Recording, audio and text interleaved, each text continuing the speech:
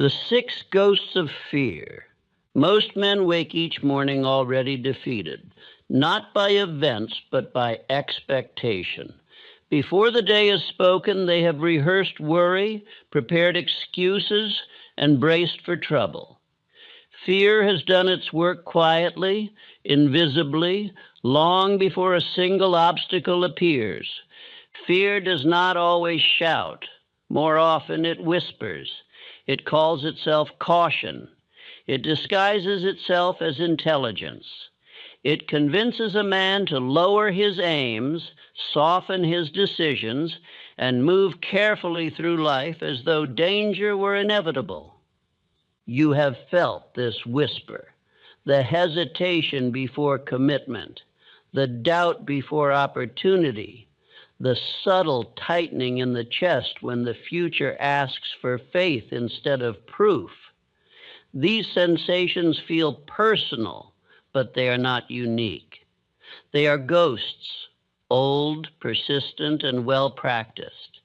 Each ghost feeds on a different fear: poverty, criticism, ill health, loss of love, old age, death. They haunt the mind not through force, but through repetition. Over time, a man forgets they are visitors and begins to believe they are himself. Living as if everything always works out is not naivety. It is rebellion against these ghosts. It is the deliberate refusal to let fear interpret reality. When fear governs interpretation, life appears hostile. When courage governs it, life becomes cooperative. Observe how fear shapes your choices, not in dramatic moments, but in quiet ones. The opportunity you did not pursue, the decision you delayed, the vision you reduced to feel safe. Fear rarely commands outright. It persuades gently. Most men wait for fear to disappear before they act. That day never comes. Fear withdraws only when it is disobeyed. The man who waits to feel confident waits forever. The man who acts as if things must work out trains fear to stand aside. There is a posture of mind that disarms fear completely. It does not argue. It does not analyze endlessly. It simply assumes that outcomes must serve growth, not destruction. This assumption is not emotional. It is disciplined. When a man adopts this posture, something remarkable happens. He stops asking, "What if this fails?" and begins asking, "What is this preparing me for?" That single shift drains fear of its authority.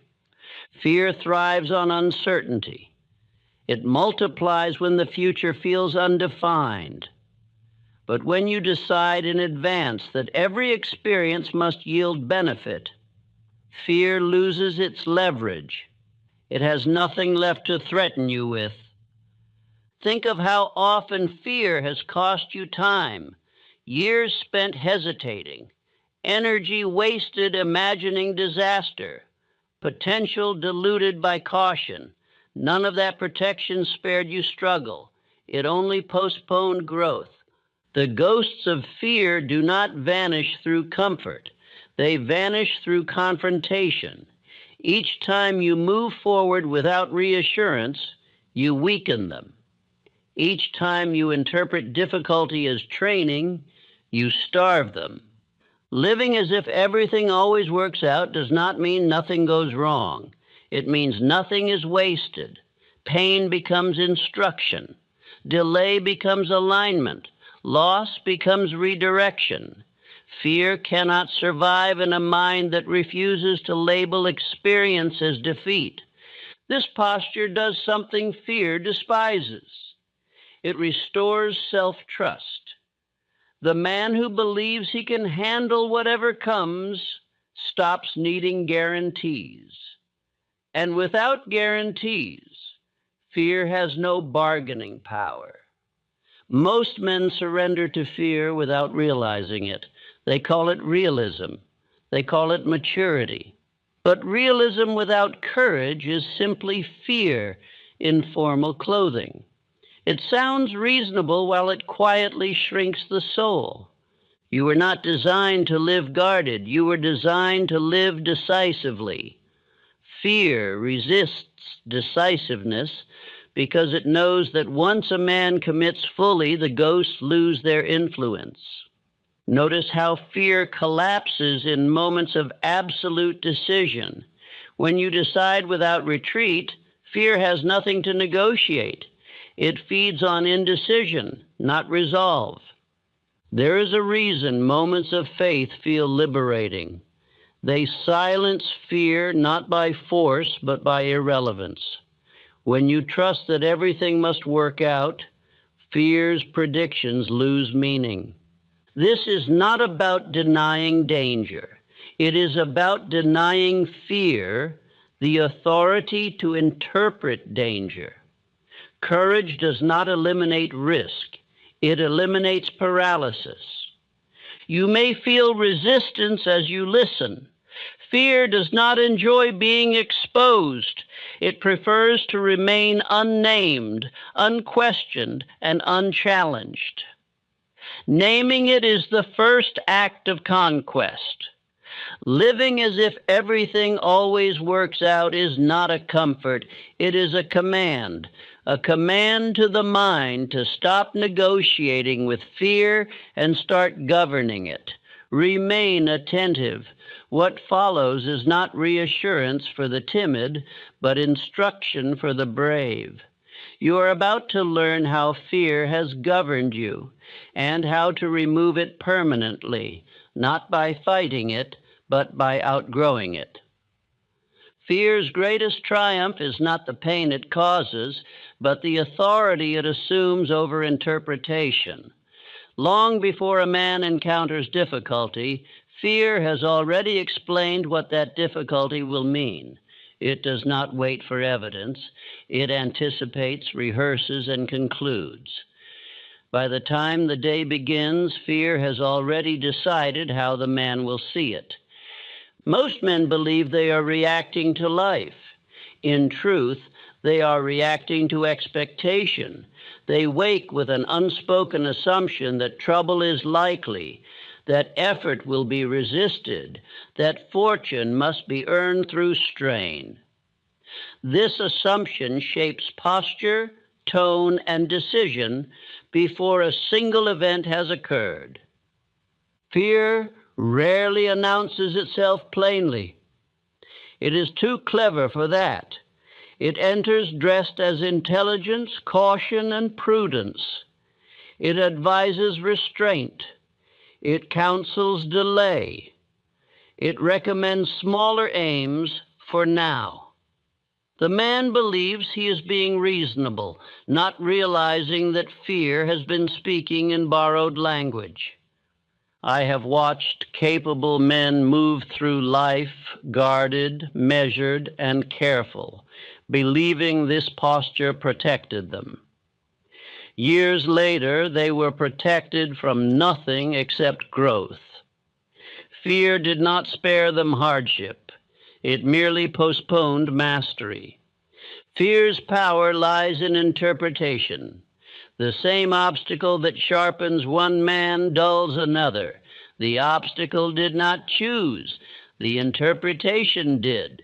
Fear assigns meaning quickly and pessimistically, closing the mind before reason can examine alternatives. When fear governs interpretation, life appears hostile. Delays feel like denial. Resistance feels personal. Uncertainty feels dangerous. The man begins to brace himself against experience rather than engage it. Energy is spent preparing for harm that often never arrives.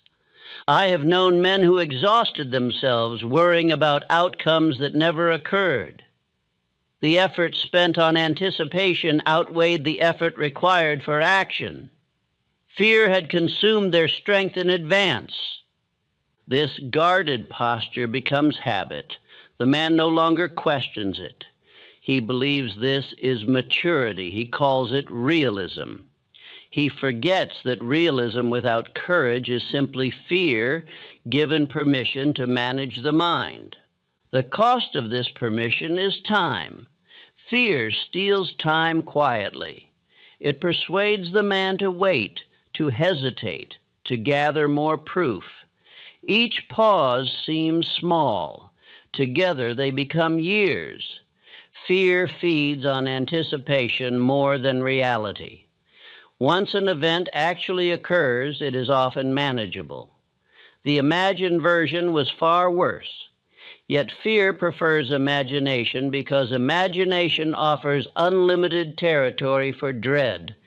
This is why many men suffer more before events than during them. Fear has rehearsed every possible failure, magnified each risk, and exhausted the man before action begins. Living as if everything always works out begins with reclaiming interpretation. It does not deny danger. It denies fear the right to narrate reality. The man chooses a different interpreter. This choice feels unnatural at first. Fear has been allowed to speak for years. Its voice feels familiar. Replacing it requires discipline, not emotion. The disciplined mind decides in advance that outcomes must serve growth. It does not ask whether circumstances will be kind. It assumes they must be useful. This assumption changes how events are received. When a man interprets difficulty as training rather than threat, fear loses leverage.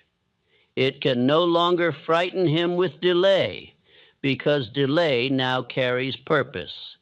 It can no longer intimidate him with effort, because effort now builds strength.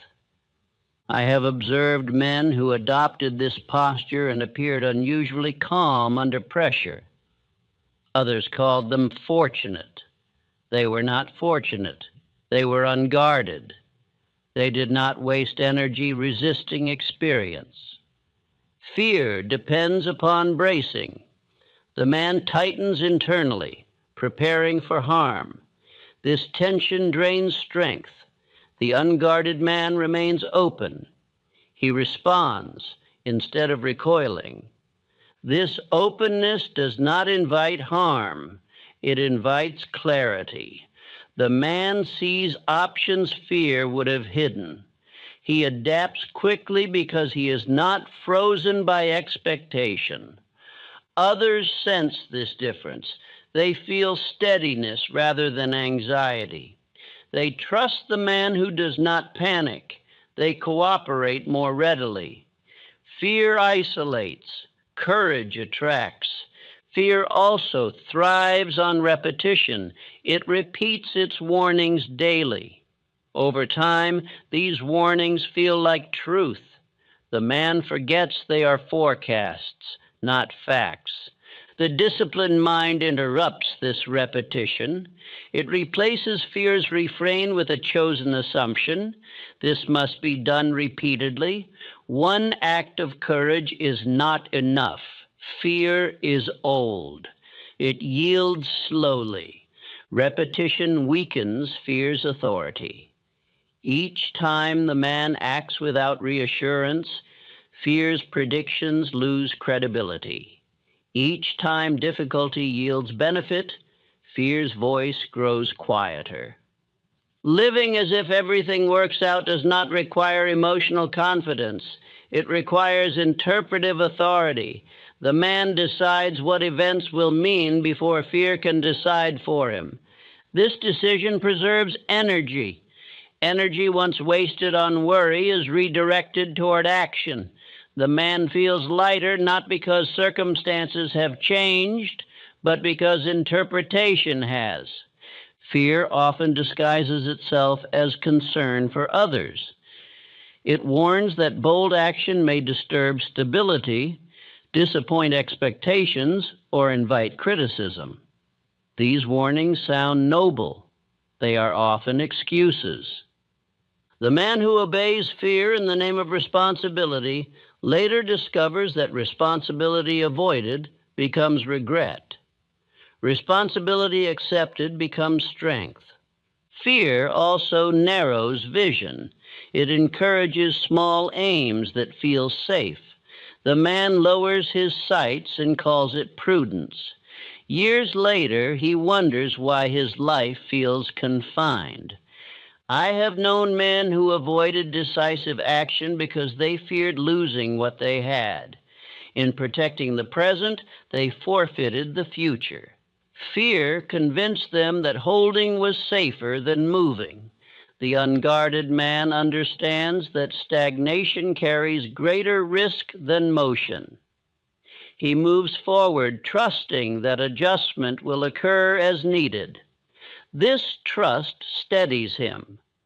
Fear hates decisiveness. Once a man decides fully, fear loses its bargaining power. It thrives on hesitation. Decision starves it. This is why moments of firm resolve feel liberating. Fear falls silent not because it has been defeated, but because it has been rendered irrelevant. Fear predicts disaster. Resolve predicts effort. Effort produces learning. Learning produces strength. Strength silences fear permanently. Many men wait for fear to disappear before acting. This wait never ends. Fear withdraws only after being disobeyed repeatedly.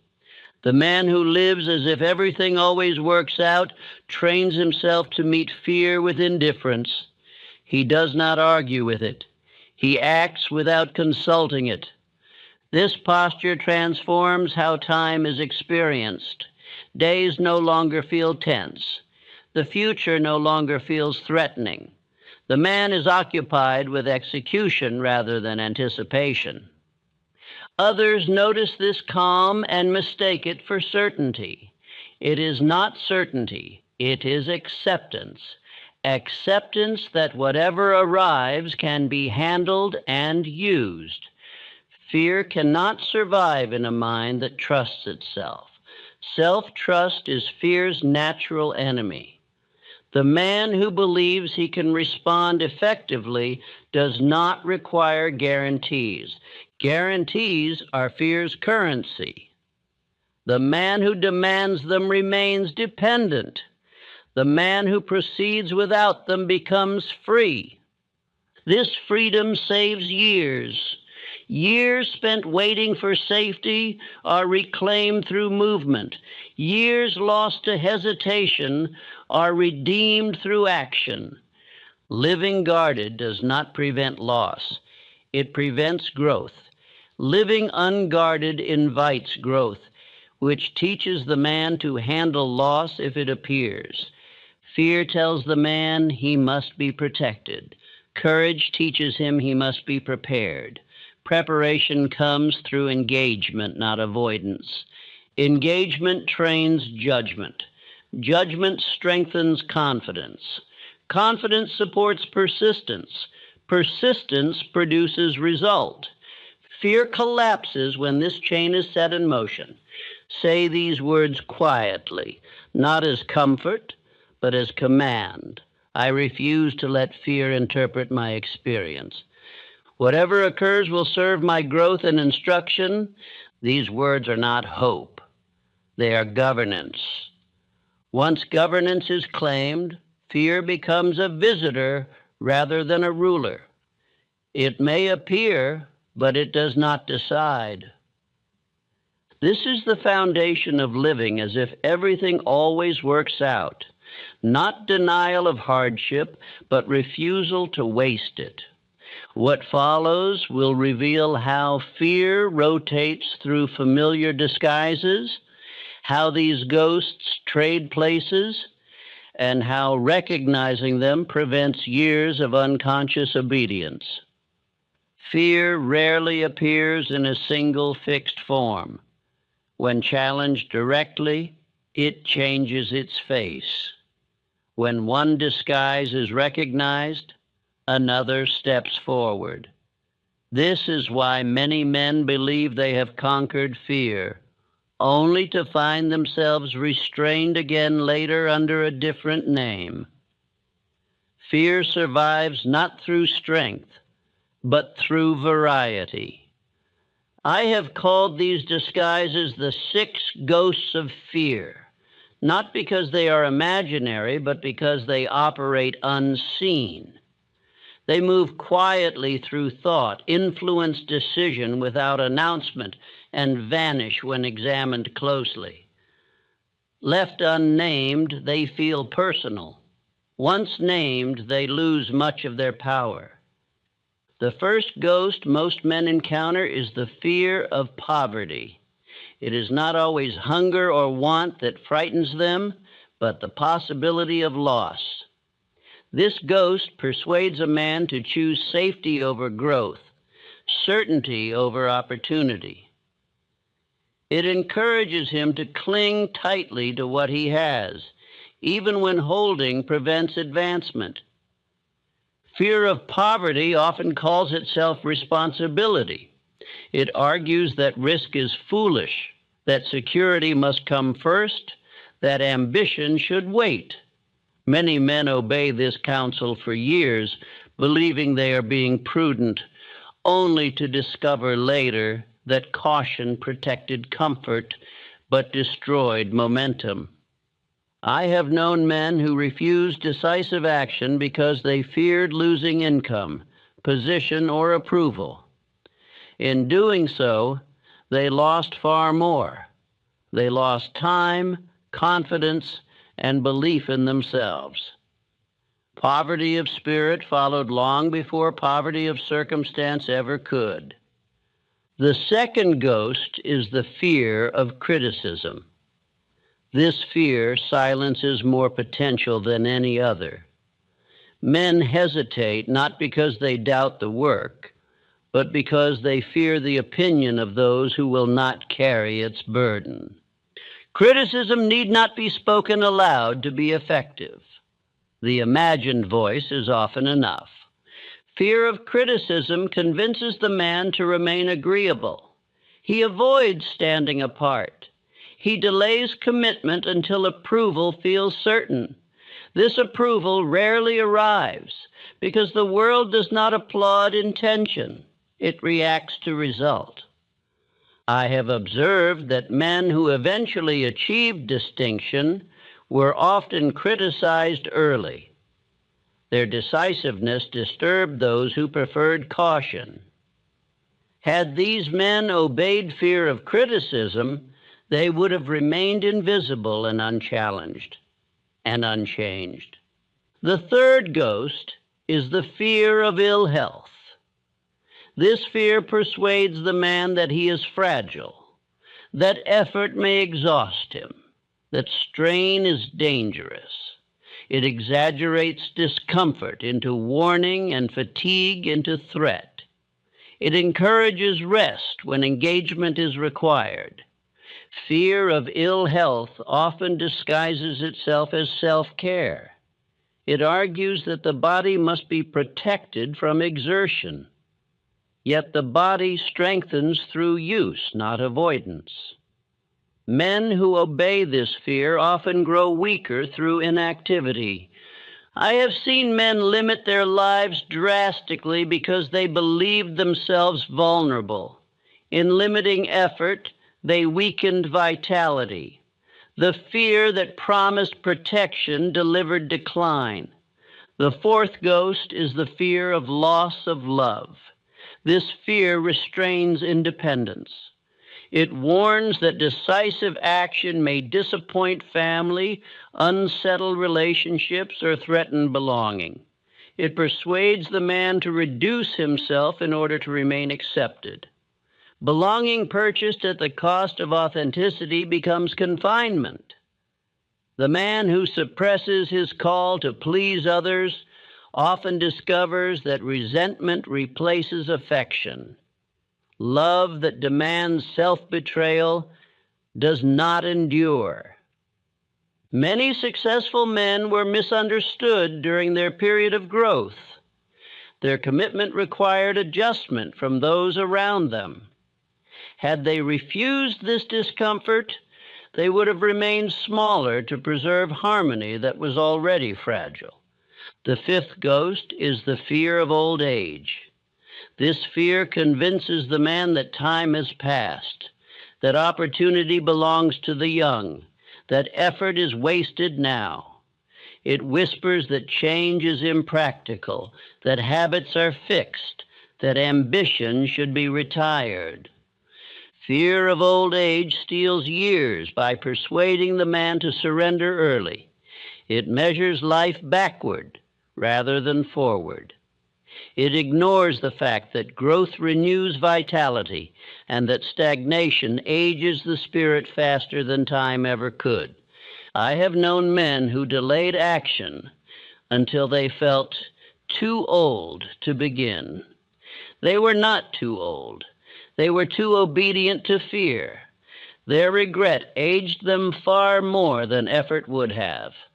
The sixth ghost is the fear of death. This fear rarely appears openly. It hides beneath all the others. It suggests that life must be preserved carefully, that bold living invites danger, that caution extends survival. In truth, fear of death produces half-living. It encourages the man to trade depth for duration. Yet men who live timidly often feel life slipping away faster, not slower. These six ghosts trade places constantly. When one is confronted, another rises. A man may conquer fear of poverty only to be restrained by fear of criticism. He may overcome fear of criticism only to be halted by fear of loss of love. This is why fear must be understood as a system rather than a single enemy. It adapts, it negotiates, it retreats and advances. The disciplined man does not attempt to destroy fear. He removes its authority. He refuses to allow fear to interpret experience. He does not ask whether fear is justified. He asks whether it will decide. Naming fear weakens it. Once the ghost is recognized, it loses its mystery. The man sees that what felt personal is universal. This realization restores perspective. I have observed that men who name their fears openly progress faster than those who deny them. Denial gives fear space to operate silently. Recognition forces it into the open, where it can be evaluated. Evaluation reveals fear's exaggeration. It promises catastrophe and delivers inconvenience. It predicts ruin and delivers correction. Its forecasts rarely match reality. Living as if everything always works out disarms these ghosts collectively. The man does not argue with each fear individually. He adopts a posture that renders them all irrelevant. When a man decides that every experience must yield benefit, fear of poverty loses leverage. Loss becomes instruction. When criticism is interpreted as confirmation rather than threat, fear of criticism fades. When effort is seen as strengthening rather than dangerous, fear of ill health weakens. When self-respect replaces approval, fear of loss of love diminishes. When growth is seen as renewal, fear of old age collapses. When life is lived fully rather than cautiously, fear of death loses its sting. This posture requires repetition. Fear has been practiced for years. It does not leave after one refusal. Each time the man acts without consulting fear, its influence weakens. Others observe this change and describe the man as fearless. He is not fearless. He is fear independent. Fear may speak, but it does not decide. This independence saves years. Instead of negotiating with fear at every turn, the man moves steadily. He no longer revisits the same hesitations endlessly. Fear thrives on delay. Movement starves it.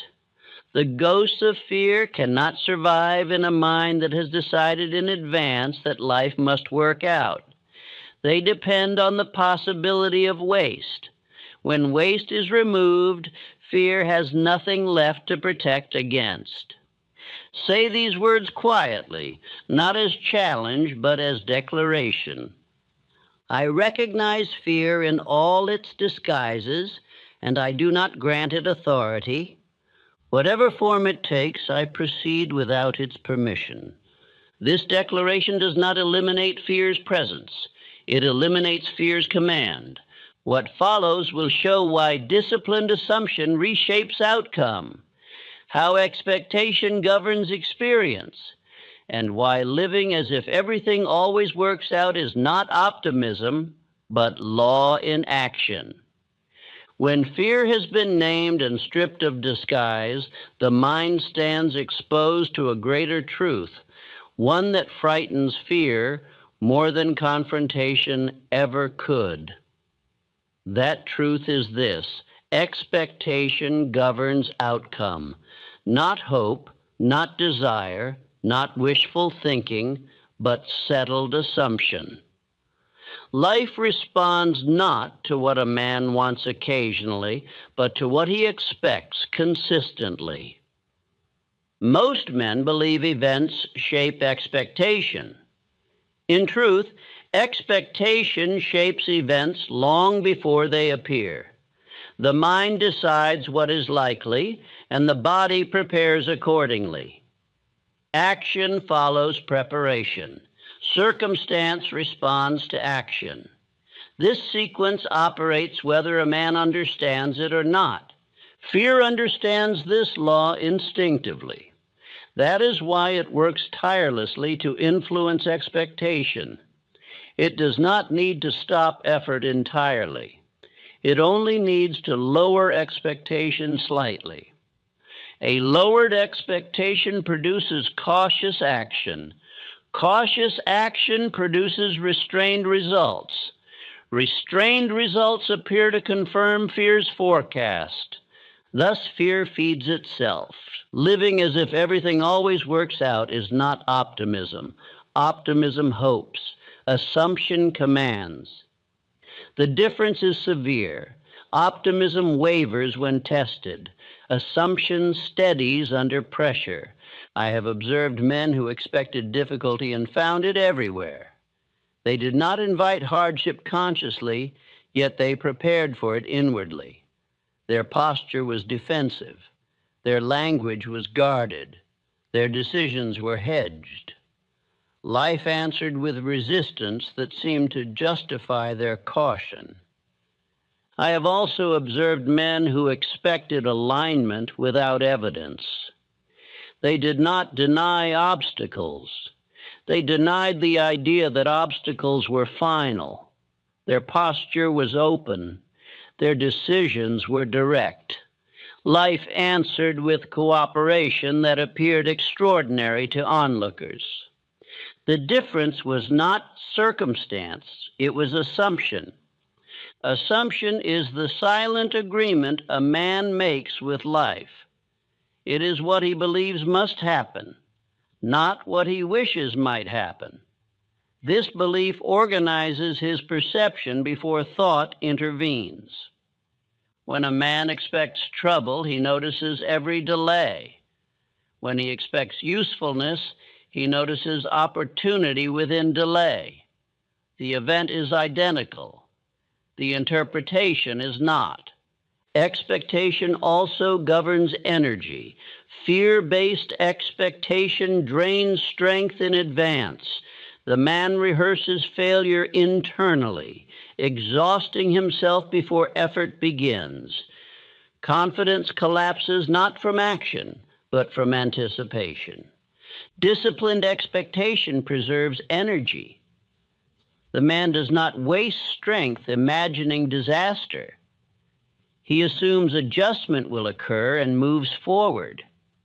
Energy is reserved for response, not rehearsal. I have known men who remained calm in situations others found unbearable.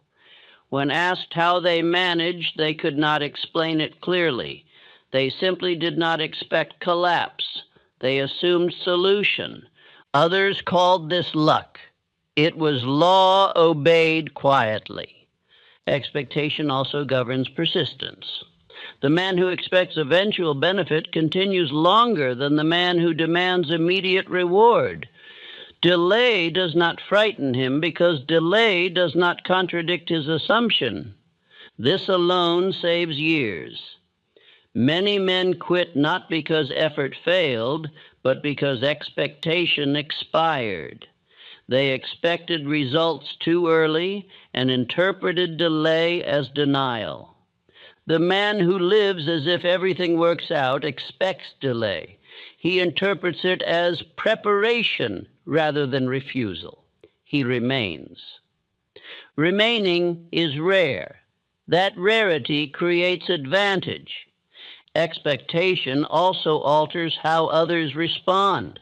Men unconsciously treat those who expect cooperation differently. They resist less. They assist more. They sense certainty even when outcomes are unknown. I have seen men secure cooperation without persuasion simply because they acted as though cooperation were natural. This assumption shaped tone, timing, and request. Others responded accordingly. Fear-based expectation produces the opposite effect. Requests feel tentative. Decisions appear uncertain. Others sense hesitation and mirror it. Life mirrors expectation relentlessly. This mirroring is often misunderstood as fate. Men say they are unlucky or fortunate without realizing that expectation trained experience over time. Expectation must be disciplined because the mind defaults to fear. Fear forecasts harm. Without correction, expectation decays into caution. Correction requires repetition. The man must repeatedly assume benefit where fear predicts loss. One act of faith does not retrain a lifetime of guarded thinking. Each time expectation is corrected, fear weakens. Each time fear's prediction fails, confidence strengthens. This process is gradual but permanent. Living as if everything always works out also removes panic from decision. Panic arises when the man believes failure is final. When failure is redefined as instruction, panic dissolves. The man becomes willing to act without complete information. He trusts correction more than prediction. This trust accelerates learning. Learning through action is faster than learning through contemplation. Expectation that supports action compresses time. Years of hesitation are replaced by months of adjustment. I have observed men who achieved in 5 years what others failed to achieve in 20. The difference lay not in intelligence, but in expectation. One expected resistance and withdrew. The other expected refinement and continued. Expectation also governs identity. The man who expects success begins to behave like one who belongs in motion. He speaks differently. He stands differently.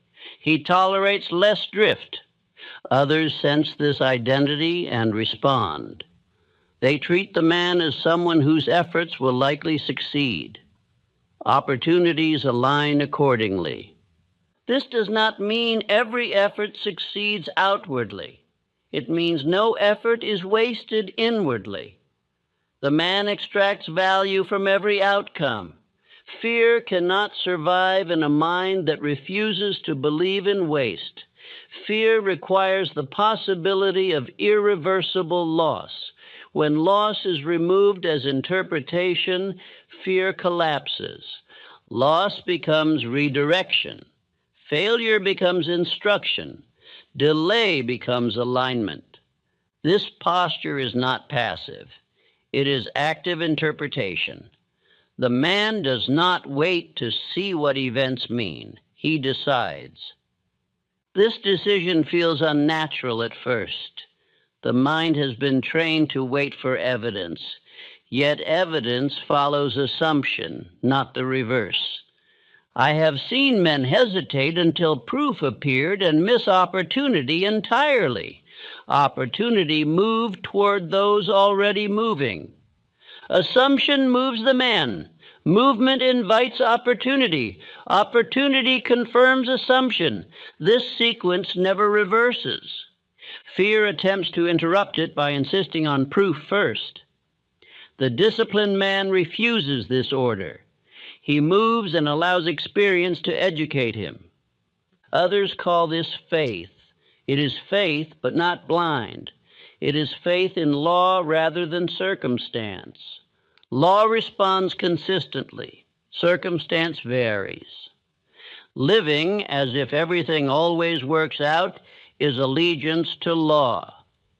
It is refusal to be governed by appearance.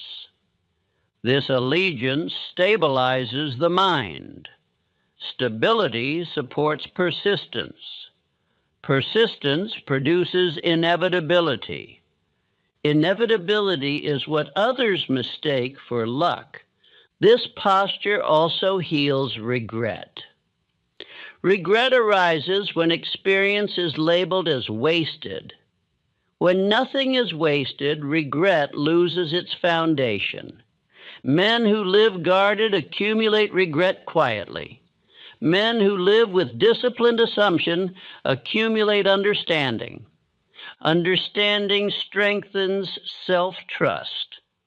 Self-trust weakens fear permanently. This is why men who trust themselves do not ask life for guarantees. They know they can respond effectively. Response replaces prediction. Action replaces worry. Fear collapses in such a mind because it no longer has authority over expectation. Say these words quietly, not as hope, but as settled command. I decide in advance that every experience serves my growth. I expect alignment and act without waiting for proof. These words do not charm fate. They instruct conduct. Conduct shapes experience. Experience confirms expectation. This is the law fear has tried to hide from you. What follows will show why nothing is ever wasted, how redefining loss dissolves fear's final argument, and how men reclaim decades once waste is removed from interpretation. Fear's final refuge is the belief in waste. As long as a man believes effort can be wasted, time can be lost, and pain can be meaningless, fear retains its strongest argument. It whispers, "What if this leads nowhere?" And many men retreat at once. Remove the idea of waste, and fear is stripped of its last weapon. Most men are not frightened by difficulty itself. They are frightened by the thought that difficulty may be useless. They will endure great strain if they believe it leads somewhere. They collapse when they believe it leads nowhere. Fear thrives in that belief. I have observed men abandon worthy effort, not because it was too hard, but because it seemed unproductive. They said, "Nothing is happening," not realizing that everything was happening beneath the surface. The visible had not yet caught up with the invisible. Nature never wastes effort. No root grows in vain. No seed breaks the soil without purpose. Man alone insists on immediate proof and calls the unseen wasted. This insistence betrays him. When a man labels an experience as failure, he closes the account prematurely. He refuses to collect its value. Failure then becomes loss rather than instruction. Fear feeds upon this refusal. Living as if everything always works out requires redefining experience before fear can define it. Delay is not denial. Loss is not defeat. Pain is not punishment. These meanings must be chosen deliberately. Delay often performs a service the man could not yet appreciate. It allows refinement of character, sharpening of skill, or alignment of circumstance. Men who quit early never discover what delay was preparing. I have known men who cursed postponement only to later recognize it saved them from collapse. Had success arrived earlier, they lacked the discipline to sustain it. Delay protected them while it prepared them. Loss frightens men because they believe it subtracts permanently. Yet loss often removes what no longer fits. It clears space. It redirects energy.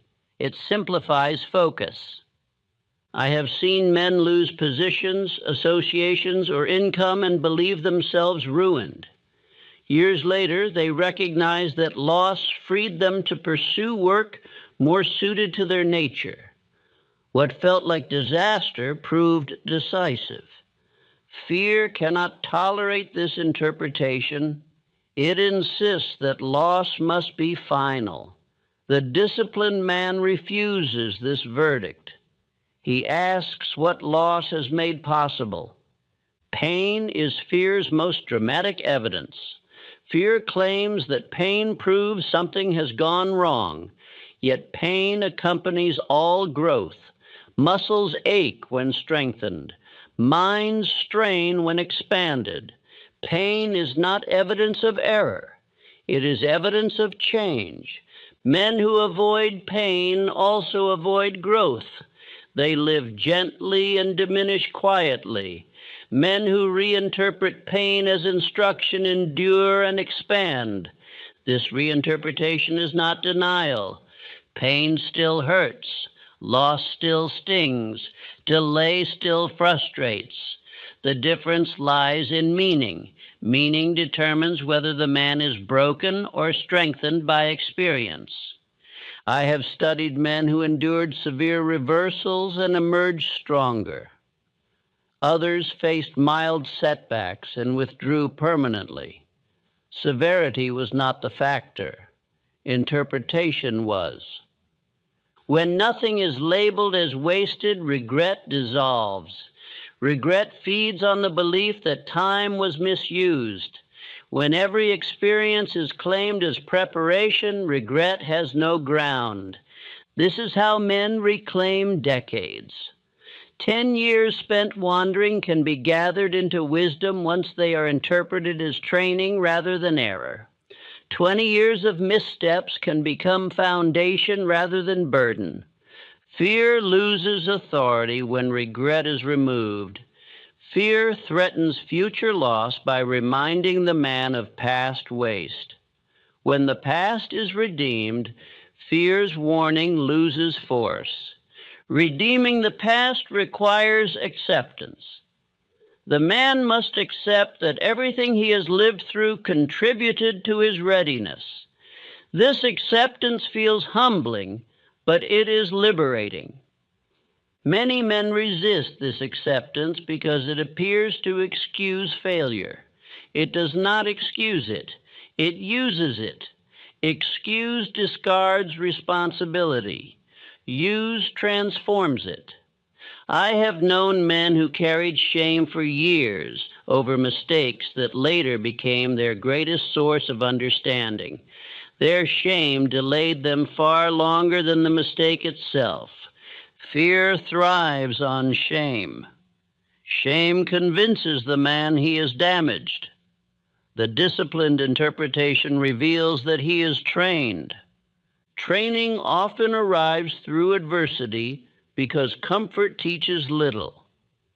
Men rarely develop endurance, judgment, or humility without strain. When strain is reinterpreted as training, fear collapses. Training is purposeful. Fear requires meaninglessness to survive. Others, observing such men, later call them seasoned, resilient, or wise. They do not see the redefinition that produced these qualities. They see only the outcome. This posture also changes how future difficulty is met. The man no longer asks whether hardship will ruin him. He asks what it will add. This question steadies him. Steadiness under pressure attracts cooperation. Others trust men who do not dramatize difficulty. They offer assistance instinctively. Life responds similarly. Resistance lessens when it no longer produces retreat. Law stops testing what has proven itself. Fear predicts that effort may be wasted. The disciplined man knows effort compounds whether visible or not. He continues. This continuation often leads to sudden release. What accumulated quietly emerges decisively. Observers speak of sudden success. The man knows it was stored. Stored effort redeems delay. Stored wisdom redeems pain. Stored discipline redeems loss. This understanding eliminates panic. Panic arises when the man believes everything rests on one outcome. When outcomes are all useful, panic disappears. The man becomes willing to act boldly because no action can destroy him. Experience only adds to his store. Fear retreats from such a mind because it can no longer threaten annihilation.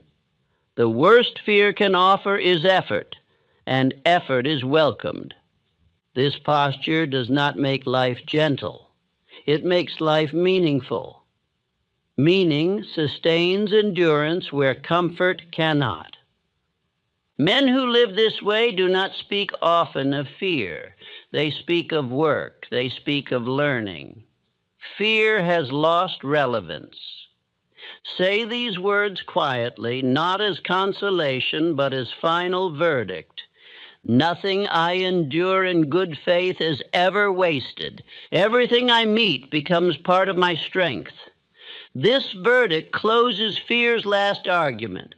What remains is to show how living unguarded reshapes identity, restores self-trust, and ends fear's negotiation forever, so that a man moves through life no longer bracing for disaster, but expecting alignment and meeting it with authority. When a man has withdrawn authority from fear, reclaimed interpretation, disciplined expectation, and removed the belief in waste, a final change takes place. Quiet, irreversible, and profound. He no longer lives guarded. He no longer negotiates with life. He moves as one who expects cooperation and meets resistance only as instruction. This is what it means to live as if everything always works out. Living unguarded does not announce itself with bravado. It is not reckless confidence or careless optimism. It is composure. The man no longer braces for harm before it appears. He no longer rehearses explanations for failure. His mind is free to attend to execution rather than defense. Fear survives by negotiation. It says, if you wait, I will protect you. It says, if you lower your aim, I will spare you disappointment. The unguarded man refuses these bargains. He does not argue, he proceeds. Once fear is no longer consulted, energy returns. The man discovers that much of his fatigue came not from work, but from anticipation. He was tired of worrying, not of acting. When worry ends, strength resurfaces. Others notice this shift immediately. They sense a man who is no longer easily rattled. His reactions are slower, steadier, more deliberate. He listens without anxiety. He decides without drama. He moves without apology. Such men are often described as calm under pressure. This calm is not emotional control. It is interpretive control. Nothing has been allowed to mean catastrophe. Life responds differently to such men. Circumstances do not soften out of kindness. They reorganize out of alignment. The man's clarity reduces friction. Resistance weakens because indecision has vanished. Indecision invites interference. Decision repels it. The unguarded man also regains self-trust. Self-trust is fear's natural enemy. The man no longer needs guarantees because he trusts his capacity to respond. He does not ask life to promise safety. He promises himself engagement. This self-trust transforms how time is experienced. The future no longer feels threatening. The past no longer feels heavy. Time becomes material rather than menace. Men often lose decades because they live defensively. They postpone decisions waiting for certainty that never arrives. They protect comfort and sacrifice growth. The unguarded man redeems this loss by moving steadily. 10 years saved by refusing hesitation. 20 years saved by refusing regret. 30 years saved by refusing to live cautiously. The man who lives as if everything always works out does not expect ease. He expects usefulness. This expectation changes everything. Difficulty no longer discourages him. It confirms progress. Others misinterpret this posture as luck. They say things always seem to work out for him. They do not see the discipline that preceded the result. They see effect without cause. This posture also ends comparison. The man no longer measures himself against others' pace or outcome. He trusts his own unfolding. Envy dissolves because direction is fixed. Fixed direction stabilizes identity. The man no longer wonders who he is becoming. He is becoming who he is acting as. Action precedes identity. Identity follows conduct. And this is why fear collapses permanently at this stage. Fear requires uncertainty about self. Once the man trusts his response, fear has nothing left to threaten. The unguarded man still feels discomfort. He still encounters loss. He still experiences delay. What has changed is authority. These experiences no longer define him. They refine him. Refinement accumulates. Each challenge met without retreat strengthens judgment. Judgment strengthens confidence. Confidence sustains persistence. Persistence produces inevitability. This inevitability is what men mistake for destiny. They say the man was meant to succeed. He was meant to persist. Living unguarded also restores joy, not excitement, but satisfaction. The man feels aligned. His effort matches his capacity. His days feel purposeful. Purpose removes anxiety. Anxiety thrives on uncertainty of meaning. When meaning is settled, anxiety fades. The man no longer asks whether his life will work out. He acts from the assumption that it must. This assumption governs his choices quietly and consistently. Others trust this man instinctively. They feel safe around his steadiness. They cooperate without persuasion. Leadership emerges without declaration. Leadership is not dominance, it is reliability. Reliability attracts opportunity. Opportunity rewards preparation. Preparation was built through fear's removal. This is the cycle fear attempted to interrupt at every stage.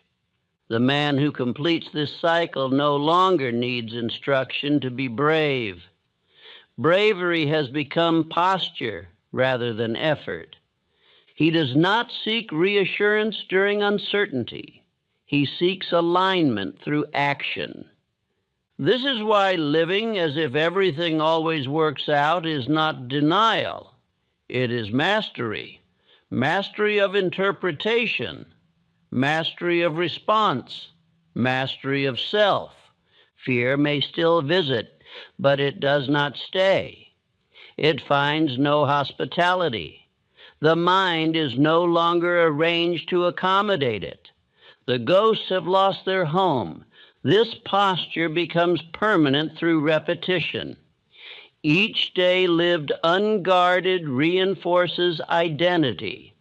Identity stabilizes effort. Effort compounds.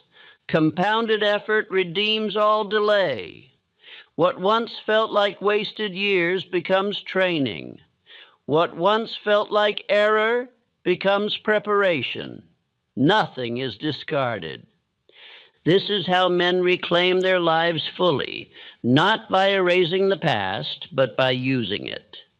Say these words quietly, not as encouragement, but as settled law. I live without bracing for harm. Everything I meet serves my growth and direction. These words are not affirmation. They are declaration. With this declaration, fear's negotiation ends. The mind is no longer divided. The man moves whole. And when a man moves whole, life responds in kind. Not because life is gentle, but because it is orderly. This is what it means to live as if everything always works out. Not comfort, not ease, but authority.